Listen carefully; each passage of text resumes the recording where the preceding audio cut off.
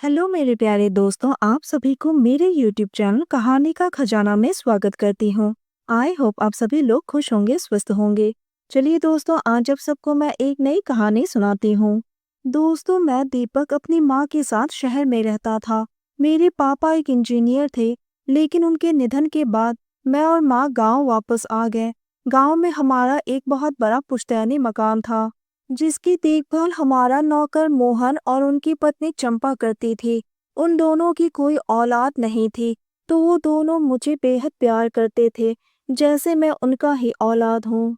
मैंने गांव के कॉलेज में आकर बीए में एडमिशन ले लिया। हमारा नौकर मोहन 40 साल का था। घर के पीछे खेत में एक छोटा सा मकान था, जहाँ पर मोहन और उनकी पत्नी रहते थे। बचपन में मोहन ही मेरी सारी देखभाल किया करता था। माँ मोहन और उनकी पत्नी को बहुत मानती थी। जब से माँ ब्याह कर इस हवेली में आई हैं, तब से मोहन और उनकी पत्नी से गहरी दोस्ती हो गई थी। घर का सारा काम चंपा ही देखती थी। माँ चंपा को अपनी छोटी बहन जैसी मानती थी। चंपा कहती थी कि मालकिन, आप दीपक को जमीन जायदाद के बारे में समझा दो, ये काफी बड़ा हो गया है। माँ हंसकर कहती थी कि अरे कच्ची उम्र का बच्चा है, बड़ा कहाँ हुआ है। चंपा कहती है, मालकिन, आपका बेटा तो घर संभालने लायक जवान हो गया है। अगर मेरा बेटा होता तो इसका ब्याह करवा देता। दोस्तों, चैनल पर नए आए हैं तो इस वीडियो को एक लाइक करें और चैनल को एक सब्सक्राइब करें, ताकि ऐसी ही कहानियाँ आप सबके समक्ष प्रस्तुत कर पाएं। चलिए दोस्तों, अब कहानी में आगे बढ़ते हैं और आपको यह कहानी सुनाते हैं। चंपा ठीक ही कह रही थी कि अब मैं बड़ा हो गया हूँ। मुझे अब लड़कियों में इंटरेस्ट बढ़ने लगी थी। मैं गांव की लड़कियों को कॉलेज आते जाते देखने लगा था।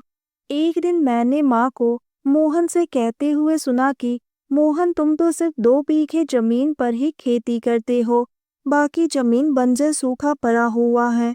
मोहन ने मुस्कुराते हुए कहा, मालकिन, अगर आप कहे तो मैं कल से ही काम शुरू कर देता हूँ। माँ ने कहा, तो ठीक है, तुम कल से ही अपना काम करना शुरू कर देना। मेरी माँ दिखने में साधारण थी, लेकिन थी बहुत ही प्यारी। उनकी वाणी में एक अजीब सी मिठास थी।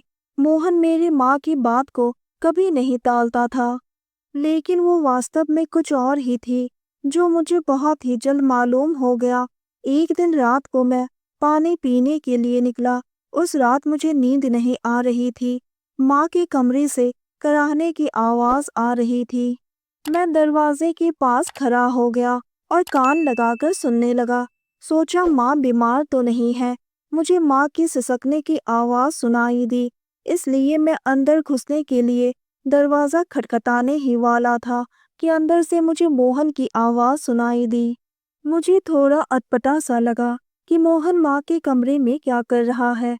मैंने उन दोनों की बातें सुनने की बहुत कोशिश की। खिड़कियां भी अंदर से बंद था, तो मुझे कुछ भी सुनाई नहीं दिया और मैं वापस अपने कमरे में आकर सो गया। एक दिन अचानक से खेत में चंपा को सांप ने डस लिया और उसकी मौत हो गई। उसके बाद से मोहन बिल्कुल ही अकेला पड़ गया था। माँ ने उसे हवेली में ही रहने को कहा और वो मान गया। मैंने एक बात महसूस किया था कि मोहन के चेहरे पर चंपा के जाने का दुख नहीं था। वो पहले की तरह ही सामान्य व्यवहार कर रहा था। अब तो धीरे धीरे मुझे मोहन पर शक होने लगा और मैं इस ताक में था कि रात को माँ के कमरे में वो क्यों आता है। एक दिन मैंने माँ के कमरे की खिड़की का लॉक खोल के रख दिया, ताकि मैं पता लगा सकूं कि आखिर उन दोनों में चल क्या रहा है। दूसरे दिन रात को मोहन माँ के कमरे में आया और मैं उनके पीछे माँ के कमरे तक गया और कान लगाकर अंदर की बात सुनने लगा। अंदर से अजीब आवाज आ रही थी। मैं समझ गया कि अंदर का माहौल कुछ अलग है। मुझे अपनी माँ के ऊपर घृणा आने लगा कि मेरी माँ ऐसी है। माँ कुछ देर चुप रही, फिर थोड़ी शर्मा कर बोली, दीपक के पापा, अपने आप को संभालो। अब दीपक बड़ा हो गया है, वो बच्चा नहीं रहा। कभी ना कभी तो दीपक को हमारे इस रिश्ते के बारे में पता चल ही जाएगा। तो मोहन ने कहा, जब पता चलेगा तब देख लेंगे। माँ के मुंह से ऐसी बातें सुनकर मैं दंग रह गया कि मैं अपने पापा का नहीं, बल्कि अपने घर के नौकर मोहन का बेटा हूँ। माँ मोहन को कह रही थी, देखो ना मोहन, तुम्हारी और मेरी किस्मत एक जैसी ही है। मैंने एक ऐसे आदमी से शादी की जिसे औरतों से मतलब ही नहीं है। शादी की पहली रात ही उसने मुझसे किनारा कर लिया। वो तो तुम थे जिसने मुझे संभाला और पति का सुख दिया। तुम्हारी वजह से ही मुझे माँ बनने का सौभाग्य मिला और तुमने एक ऐसी औरत से शादी की जो कि एक बाज थी और तुम्हें कभी बच्चा नहीं दे सकती थी। अब मुझे पता चला कि मोहन मुझ पर इतना प्यार क्यों लुटाता था, क्योंकि वो मेरा पिता है। मोहन कहने लगा, अच्छा हुआ कि दोनों मर गए। कितने सालों से हम दोनों एक दूसरे से अलग थे और दुख भरी जिंदगी जी रहे थे। अब जाकर मौका मिला है साथ रहने को। और रही बात दीपक की, तो मैं उसे समझा दूंगा और वो हमारी औलाद है, हमें जरूर समझेगा। उसके बाद मैं अपने कमरे में आकर सो गया।